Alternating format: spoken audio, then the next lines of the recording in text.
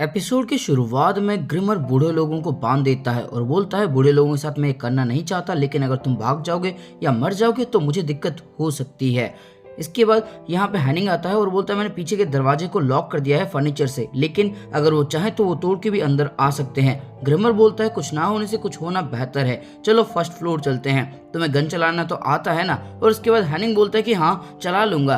और इसके बाद फ्रांस बोनापार्टे बोलता है कि मुझे भी नीचे जाना है, मुझे वहां ले चलो, मुझे वहां जाना होगा। इसके बाद ग्रिमर बोलता है कि नहीं, तुम यहाँ पे सेफ रहो, मैं चाहता हूँ कि तुम जिंदा रहो और तुमने जो किया है वो सब तुम दुनिया को बताओ। इसके बाद ग्रिमर यहाँ से जाने लगता है। विम उसका शॉट पकड़ लेता है। ग्रिमर बोलता है विम तुम इसी रूम के अंदर रहो। तब विम बोलता है लेकिन अगर तुम्हें कुछ हो गया तो।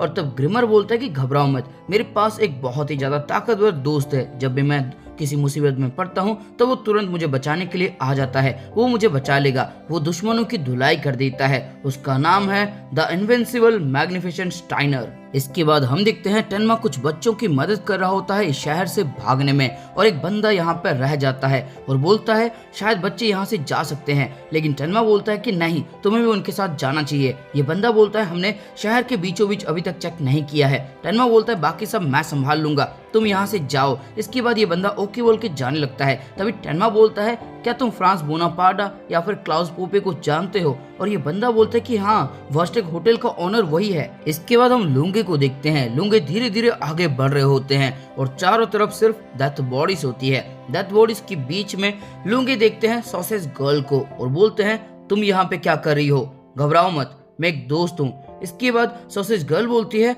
मैं यहाँ से भाग रही थी, लेकिन चारों तरफ डेथ बॉडीज हैं, मैं कहाँ भागूं।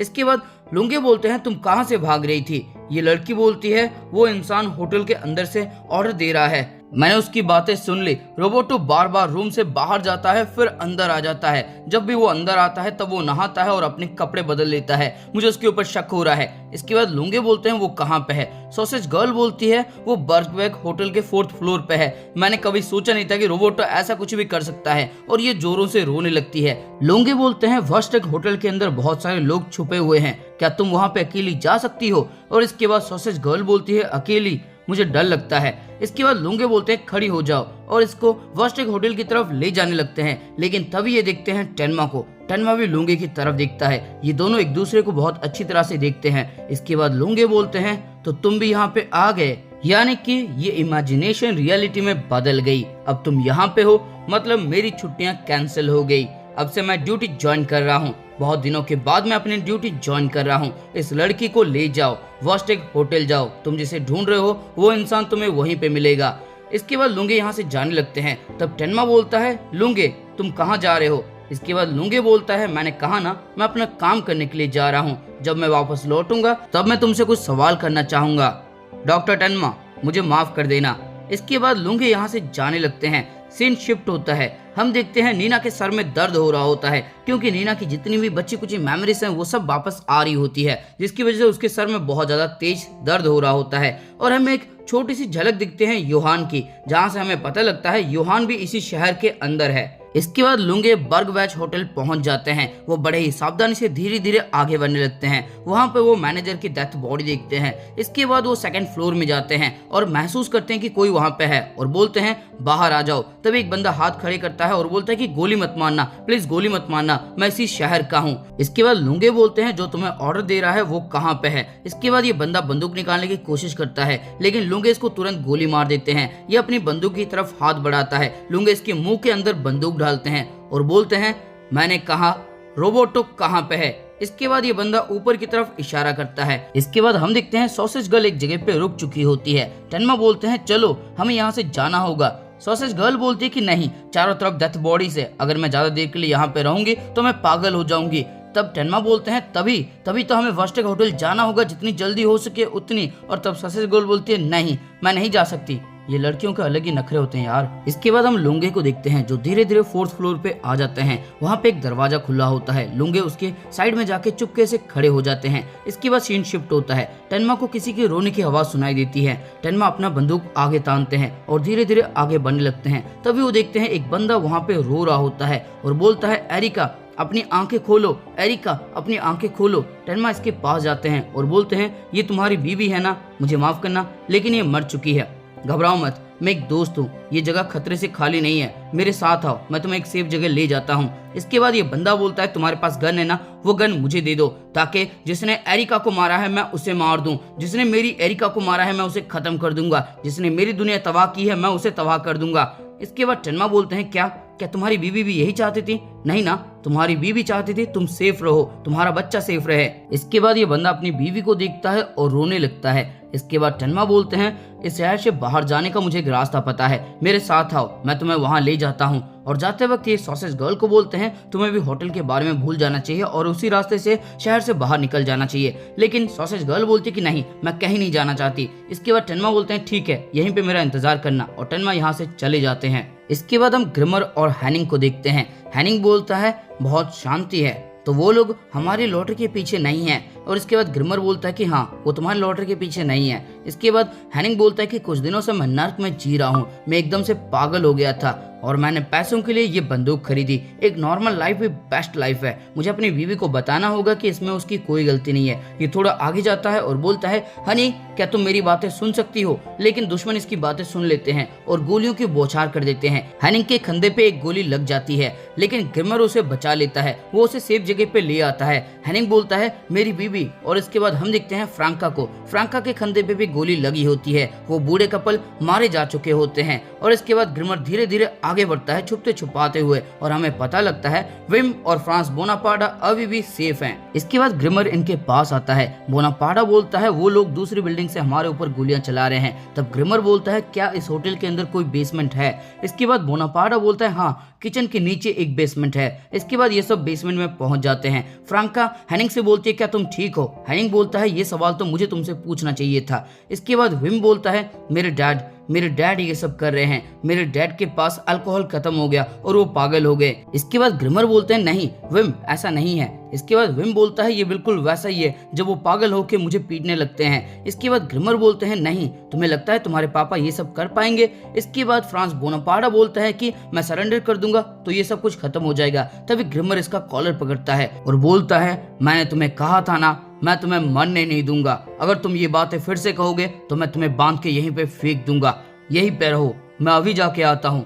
इसके बाद विम बोलता है मिस्टर ग्रिमर, और तब ग्रिमर बोलते हैं घबराओ मत, मैंने कहा था ना जब भी मैं खतरे में होता हूँ तब मैग्निफिसेंट स्टाइनर आता है मेरी मदद के लिए। इसके बाद फ्रांस बोनापार्टा बोलता है मैंने इस तरह के एक्सपेरिमेंट देखे हैं जहाँ पे बहुत ज्यादा गुस्से होने पे, बहुत दुखी होने पे या फिर स्ट्रेस पड़ने के वजह से बच्चे सेकंड पर्सनालिटी को डेवलप करते हैं। वो बच्चे बहुत ज्यादा वायलेंट होते हैं, लेकिन उनमें से ज्यादातर ने सुसाइड कर लिया। मैं तो हैरान हूँ कि तुम अब तक जिंदा कैसे हो। इसके बाद ग्रिमर बाहर आ जाता है और बोलता है देखो मेरे पास कोई हथियार नहीं है, मैं बस 1 मिनट के लिए तुमसे बातें करना चाहता हूँ।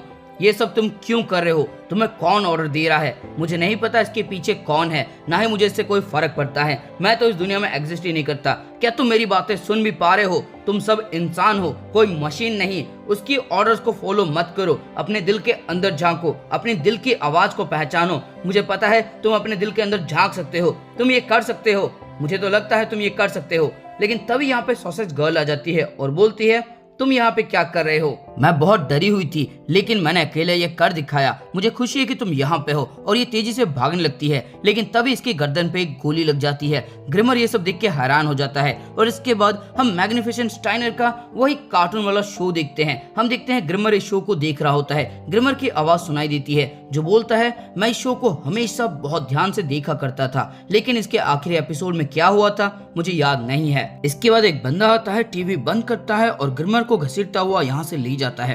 ग्रिमर चिल्लाता है मुझे जाने दो, मैं वहां नहीं जाना चाहता, मुझे जाने दो। इसके बाद हमें अडल्ट ग्रिमर की आवाज सुनाई देती है जो बोलता है क्या उस कमजोर इंसान को कभी पता लगा कि वही मैग्निफिसेंट स्टाइनर में बदल जाता है जब वो गुस्सा हो जाता है? क्या उसके बाद वो खुश रहा?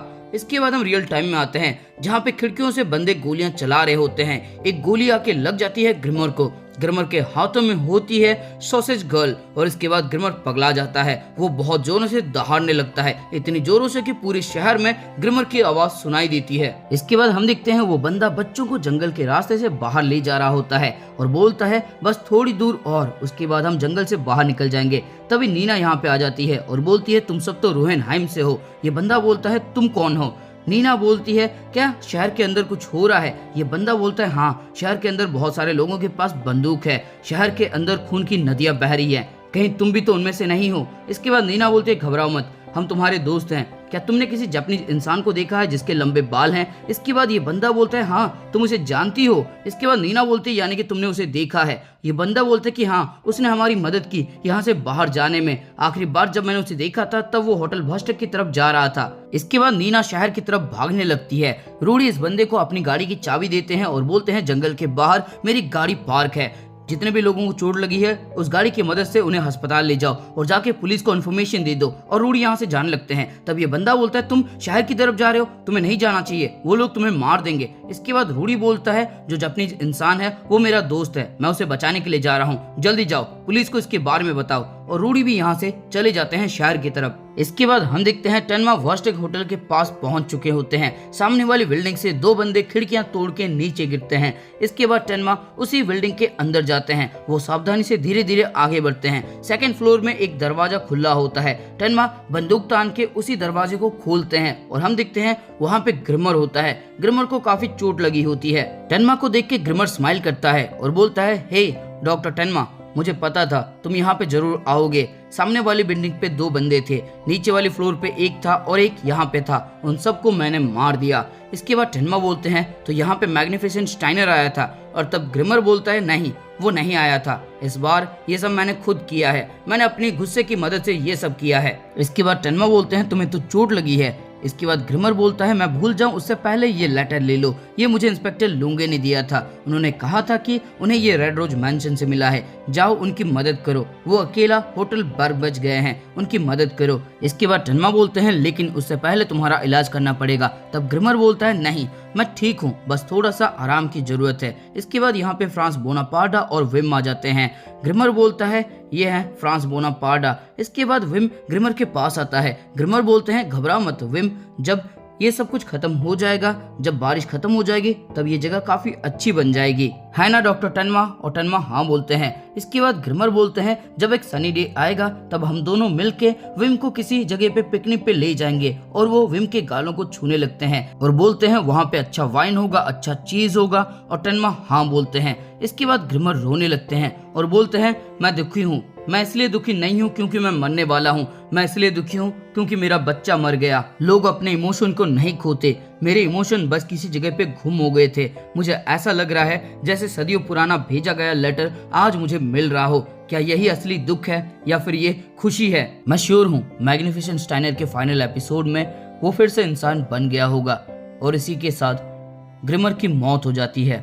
विम बार बार ग्रिमर का नाम पुकारता है और ग्रिमर के पास बैठ के फूट फूट के रोने लगता है। टेनमा बहुत ज्यादा दुखी हो जाते हैं और फ्रांस बोनापार्टा अपने घुटनों के बल बैठ जाता है और बोलता है ये मैंने क्या कर दिया।